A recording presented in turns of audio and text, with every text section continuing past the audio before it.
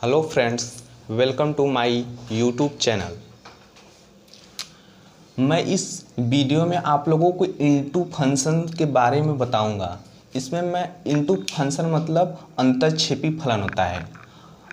इसमें हम जानेंगे कि इनटू फंक्शन क्या होता है और इनटू फंक्शन को हम दिए गए फंक्शन में से पता करेंगे कि इनटू फंक्शन है कि नहीं, और इनटू फंक्शन की संख्या कितनी होंगी यदि सेट ए और सेट बी में फंक्शन बनाया जाए तो। इसमें इतना ही सीखना है।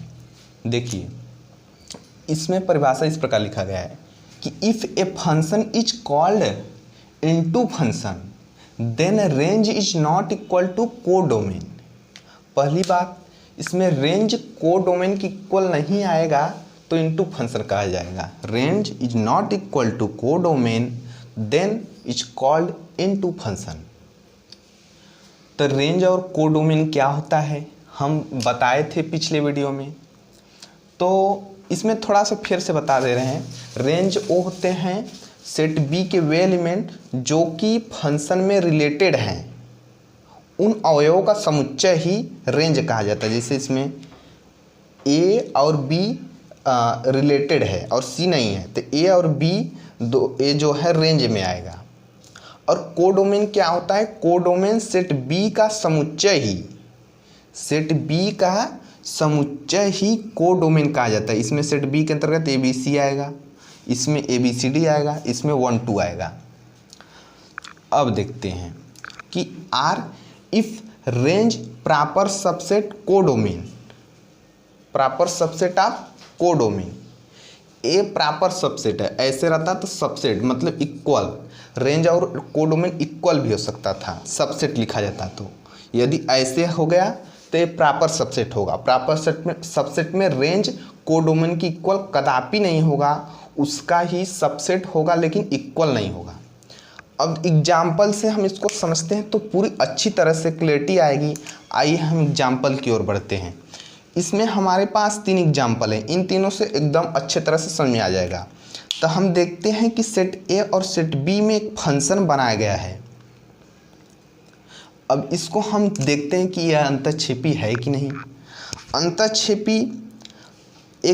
अंतःक्षेपी में हम एक जनरल रूप बता दे रहे हैं। कैसे पता करेंगे कि जो सेट बी का एलिमेंट है उसमें जो मैपिंग किया गया है रिलेटेड है सेट ए से एलिमेंट से, उसमें यदि कोई छूट जा रहा है तो इनटू फंक्शन होगा।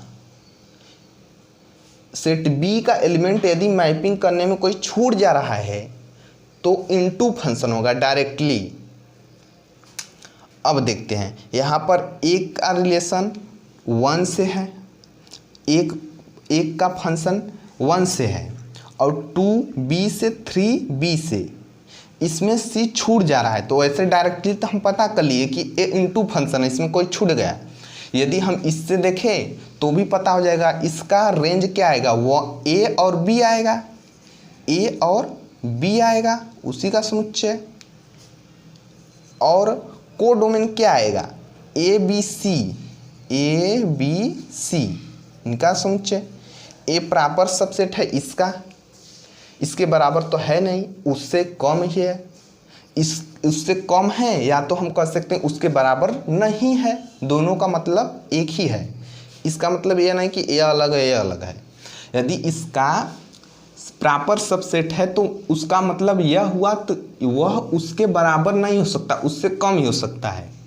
या तो हम कह सकते हैं उसके बराबर नहीं है, तो भी दोनों का मतलब एक ही है। तो आइए हम अगले एग्जाम्पल की ओर देखते हैं।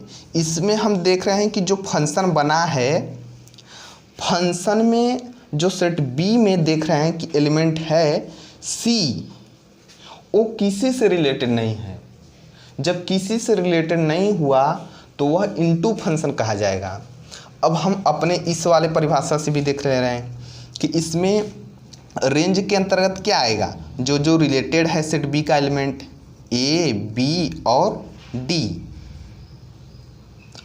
इसके बाद कोडोमेन में क्या आएगा, ए बी सी और डी सभी चीज़ आ जाएंगे, ए बी सी और डी। क्या इसका यह प्रॉपर सबसेट है, या सबसेट भी बोल सकते हैं क्योंकि इक्वल नहीं है। अब देखिए, अब यह इसके बराबर भी नहीं है, चाहे बराबर नहीं कहे या तो फिर कहे इसका सबसेट है या प्रॉपर सबसेट है।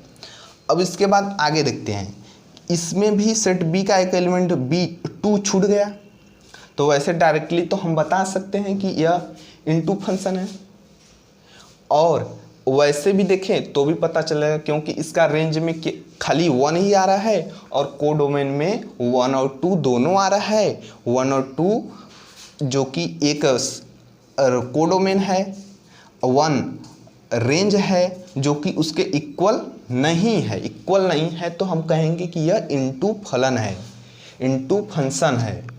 इन तीनों एग्जाम्पलों को एक बार ध्यान से देखते हैं कि इसमें क्या क्या कैसे कैसे दिया है। इसमें हम देखते हैं कि सेट ए में 3 एलिमेंट, सेट बी में 3 एलिमेंट, तब तो भी यह इनटू फंक्शन हो गया, इक्वल जब एलिमेंट है। तो यदि सेट बी में जब 4 एलिमेंट, सेट ए में 3 एलिमेंट, मतलब सेट बी के ज़्यादा एलिमेंट है, सेट ए के कम है, तो भी इनटू फंक्शन हो गया। यदि सेट बी में 2 एलिमेंट, सेट ए में 3 एलिमेंट, तो भी यह इनटू फंक्शन हो गया। इसमें कम था, इसमें ज़्यादा, तो भी हो गया। इसका मतलब कि कोई भी कम बेसी हो जाए सेट ए या सेट बी के एलिमेंट, हमेशा से वह इनटू फंक्शन बनाया जा सकता है। इधर ध्यान दीजिए कि नंबर ऑफ इनटू फंक्शन कितने होंगे। जैसे हमने 1 फंक्शन निकाला, कितने होंगे, मिनी 1 फंक्शन निकाला, कितने होंगे, उसी प्रकार से इनटू फंक्शन कितने होंगे यहाँ पर हम निकालेंगे। तो हमारे पास एक फार्मूला यह लिखा हुआ है, इसमें NC1 इंटू n-1 के power m minus NC2 n-2 के पावर m, फिर NC3 तो n-3 के पावर m। इसी प्रकार से माइनस, फिर आगे डॉट डॉट, यहाँ पर एक बार प्लस तो एक बार माइनस, एक बार प्लस तो एक बार माइनस है, यह ध्यान देना है। अब NC1 यहाँ पर 1 है तो यहाँ पर n-1 है, NC2 यहाँ पर 2 है तो n-2 है, और सभी के पावर m है, इसके पावर भी m, इसके पावर NC3 यहाँ पर 3 तो n-3 उसके पावर m। फार्मूला अच्छे से समझ में आ गया होगा, इस फार्मूला से हम आराम से निकाल सकते हैं। यहाँ पर फार्मूला यह समझाना बहुत मुश्किल हो जाएगा, तो इसलिए हम फार्मूला को नहीं समझा रहे हैं, उससे अच्छा याद करना ही सबसे बेहतर तरीका है। अब देखिए, यहाँ पर हमारे पास एक एग्जाम्पल है, इसमें हम फंक्शन बनाए हैं सेट ए से सेट बी में। एक बात और, यहाँ जो n है यहाँ पर लिख ही दे रहे हैं, जो n है सेट बी का element equal to n, set A के एलिमेंटों की संख्या इक्वल टू m। पहले m आता है वैसे, फिर उसके बाद n आता है, उसी प्रकार से पहले a आता है फिर b आता है, याद रखने के लिए। अब देखिए, इसमें हम कितने इनटू फंक्शन बना सकते हैं। इनटू फंक्शन बनाने के लिए हमेशा एक बात यह ध्यान रखना है कि सेट बी में कम से कम एक आख एलिमेंट छूट जाए, 1 या 2 ठो या 3 ठो या उससे ज़्यादा छूट जाए, तब इनटू फंक्शन कहा जाएगा मैपिंग करने में। तो हम यहाँ पर मैपिंग कर रहे हैं, उसको रिलेट कर रहे हैं ए से बी में। यदि इसमें कोई छोड़ना है 1 या 1 से ज़्यादा, तभी तो इनटू बनेगा। तो हम कम से कम 1 छोड़ दे रहे हैं, यहाँ पर इसको हम इससे रिलेट कर दे रहे हैं, इसको भी, तीनों का हम उधर से ही रिलेट कर दे रहे हैं। अब तो इसमें इस प्रकार से बन सकता है, या तो इसको छोड़ दें इससे बना दें, तो इन तीनों का इससे बना दें, कम से कम 1 छोड़ेंगे तभी तो जाके इनटू फंक्शन बनेगा। अब दोनों छोड़ देंगे तो कोई रिलेशन, कोई मतलब उसमें रिलेट ही नहीं हो पाएगा, इसलिए वह नहीं बन पाएगा फंक्शन। तो इस प्रकार से हम देखते हैं कि इसमें 2 ही इनटू फंक्शन बना, उससे ज़्यादा नहीं बन सकते हैं। इतने भी हम दिमाग लगा ले, 2 से ज़्यादा नहीं बनेगा। अब हम देखते हैं कि फार्मूला से भी क्या 2 ही आ रहा है। अब फार्मूला से रख कर चेक करते हैं।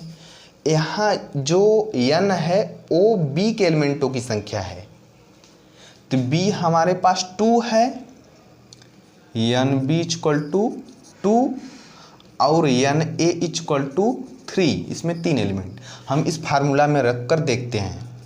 2c1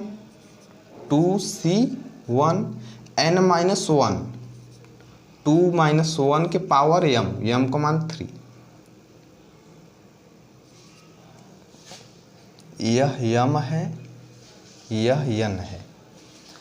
अब इसके बाद माइनस nc2 मतलब 2c2, फिर 2 माइनस 2 पावर m 3, फिर उसके बाद प्लस, फिर 2c3, फिर उसके बाद n माइनस 3, 2 माइनस 3 उसके पावर m 3। अब उसके आगे लिखने की ज़रूरत नहीं है, इतने से हो जाएगा हमारा काम। अब इसको हल करते हैं तो 2c1 2 आएगा, 2 माइनस 1 1 का क्यूब 1 ही आएगा, माइनस 2c2 1 आएगा, और 2 माइनस 2 0 के पावर क्यूब 0। अब यहाँ पर देखते हैं 2c3, यह 2c3 निकालना पॉसिबल नहीं है, क्योंकि हमेशा जो c के नीचे लिखा जाता है वो हमेशा कम होता है इसके, या तो बराबर होता है, उससे ज़्यादा होगा तो उसका मान निकालना पॉसिबल नहीं है, ऐसा कुछ बनाया नहीं गया है निकालने के लिए। तो इसके आगे हम कुछ नहीं लिखेंगे, छोड़ दे रहे हैं। फिर उससे 2 एक कम 2 माइनस 0 इक्वल टू 2, इससे भी 2 आ रहा है, और वैसे भी हम इनटू फंक्शन बनाए इससे तो 2 ही आ रहा है। ऐसे ही यदि और कोई सेट दिया हो बड़े बड़े तो डायरेक्ट हम इसमें फार्मूला मान रखेंगे, डायरेक्ट हमारा आंसर आएगा और टिक मार्क कर आगे बढ़ेंगे। आज के लिए हमारा लेक्चर यहीं पर ख़त्म होता है। अगले वीडियो में हम आंटो फंक्शन पढ़ाएंगे, इनटू फंक्शन पढ़ चुके हैं तो आंटो फंक्शन पढ़ेंगे।